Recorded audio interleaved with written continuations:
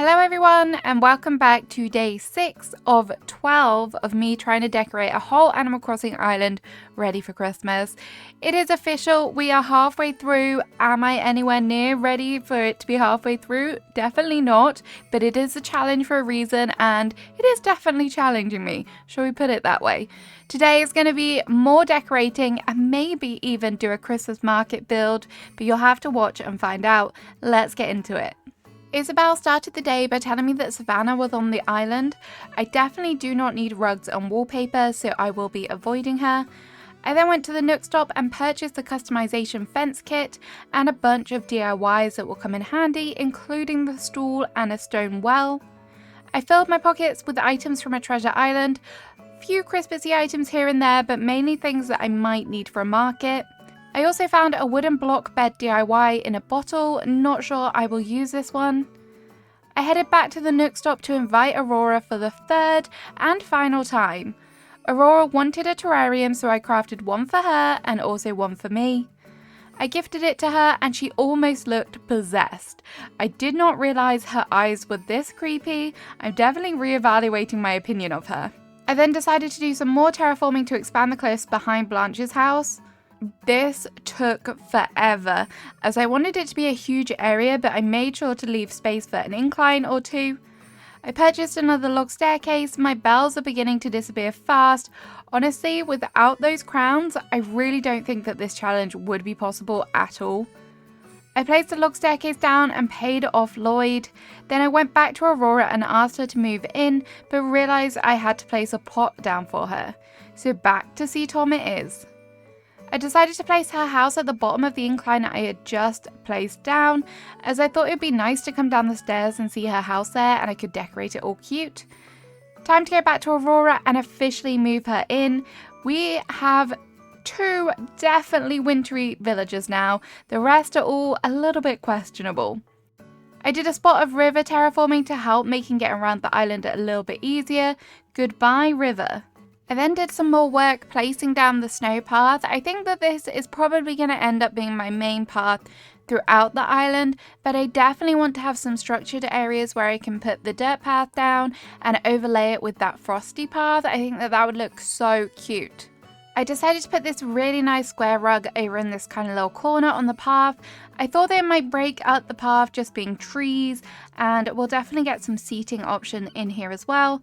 I then also remembered that I did have some piles of leaves, so I went for them in the brown color because I thought that like decaying, rotting leaves, as nice as that sound, does scream winter to me, so I placed a couple of them down. Then I went back over to the picnic spot that I had created and popped down a little bit of fencing behind just to give it a bit of a backdrop. I also had a director's chair that I'd been saving, so I decided to pop that in, and also a coffee cup, and I messed up a little bit there because my pockets were full. But I decided that the coffee cup would actually look better on top of the log stool just to give it a little bit of height, and it just looks cute. This is just a cute little nook.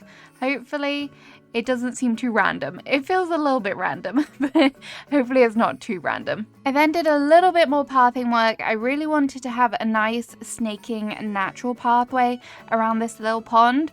Fun fact, this little pond has been here since the beginning. I didn't add this in, and I think it's a great addition here. But I really want this path to kind of meet up with the bridge at the top there. Hopefully it will do that and I can make it look kind of as natural as possible. Definitely by adding in things around the path will hopefully help, and I'll probably get some more trees in here at some point as well. It just feels like such an effort to go and get the hardwood trees from all the way at the back of the island right now. So I might just be lazy and just buy saplings from Nook's Cranny. That's okay, isn't it? But I just have to wait then, and then that's annoying. But either way, the path is nearly there and I think that it looks kind of cute. And hopefully when I get an incline over to the left there up onto the cliff, that will work nicely as well. I can kind of loop it round. I then time traveled forward a day to get Aurora moved in, and I picked up another log staircase from Tom. To make the cliffs by Aurora's house a little bit more interesting, I decided to add in a tiny little river here, and I think I'm going to add a little pond up top. It might be cute for like a little fishing spot or something like that. Just a little villa build would be great up there. I also took a trip up onto the cliffs to gather some more of those ornaments, ready for some DIYs that I may want to craft in the future.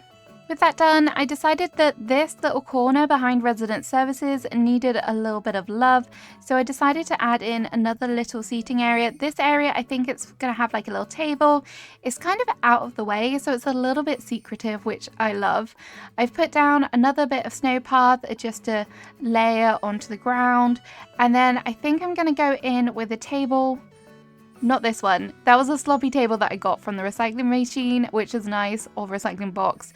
And then I added in the wild log bench, but I wasn't really feeling it. I mean, the colors of this table are just a little bit off, so I went with a wooden stool instead. I obviously added in some flowers and things around the outside, got a little barrel in there, you know me. Wherever I can, I am definitely going to be adding in a barrel. I tried to get some things onto the table, and I also wanted a tiny library here, but the placement, I couldn't really decide where was best to put it. So I kind of squeezed it in and around the tree, because directly in front of the tree just looked a little bit off. But yeah, that looks cute, I think. I hope anyway. And then I also had a cruiser bike as well, so I decided to add that in just in front of the tree. I think that looks better than having the tiny library there. And then I did run back and grab some other little items just to pop on the table, some Berliners, a coffee cup, and a lantern. And this is what it looks like complete. I think it's kind of cute, just a nice little area. With the back of resident services done, I decided to pay attention to the front. And I also thought that this front area would be the nice spot for my market to go. So I decided to add in some bricks as an entranceway into the market. And then I placed the whole area with dirt.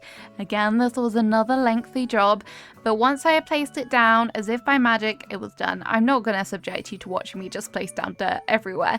But yeah, that dirt was down. And then I decided to go in over the top with some of the frosted path that we saw earlier. I love this path combo. It looks really cute.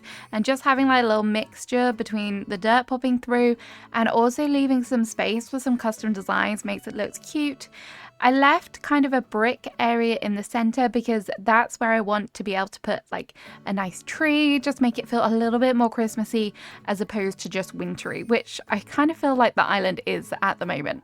With all of that path down, I decided to time travel forward a day, mainly to get some more items needed for the market, but also to move Teddy into the campsite for the first day. Teddy wanted a wooden field sign, so I crafted it as soon as I possibly could and gifted it to him. I'll see you again tomorrow, Teddy, because you are definitely coming on this island. I feel like maybe he's not so obviously a winter villager, but he is definitely a bear. So I think it kind of counts. So for the entranceway into the market, I thought it would be nice to have some plain party lights. I'm trying to keep all of my wood the same colours, so that's why I went for this one.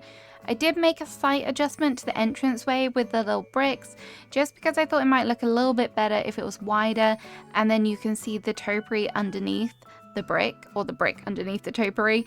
The topiaries, I got so lucky because these ones in my Nook Miles machine, they're actually the winter ones. I am so grateful for that. I decided to add in some storefronts along the back. I don't think I'm going to kind of surround the whole area just because of how close the river is. So I thought that just having the storefronts at the back, put a few trees around them, would kind of make it look cute. Hopefully, fingers crossed, that it won't look just open on the sides, which is what I'm worried about a little bit. But it still looks kind of cute for now, and I'm definitely feeling it so far. Whether that will change, I don't know. So for the centerpiece, I did say I wanted a festive tree, so that's exactly what I've done. I don't think I've ever used the gold variation, but I thought I've done Red Christmas, I want to do something a little bit different, so we're going for more of like a lighter, whiter, creamier Christmas, maybe like a little bit more fashionable, maybe, I don't really know, but hey, I thought it would be fun to give it a try. I've added in the counter tables. I think this is going to be pretty symmetrical. For me, marketplaces, I prefer them when they are kind of symmetrical. Normally, most builds, I like a little bit of a higgledy-piggledy in there, but when it comes to marketplaces and market builds, I definitely prefer that symmetry. So I'm going to add in the covered counters on the side.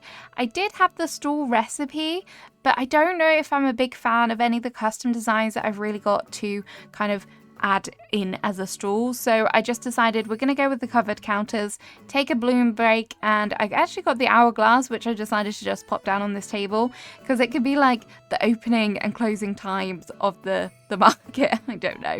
I'm just clutching at straws here. The limited furniture I do have can make sense.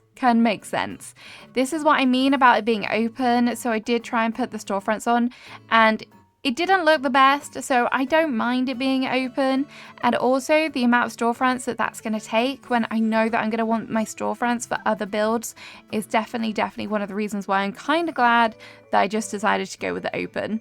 I'm probably going to look back at it another day and be like, why did I do that?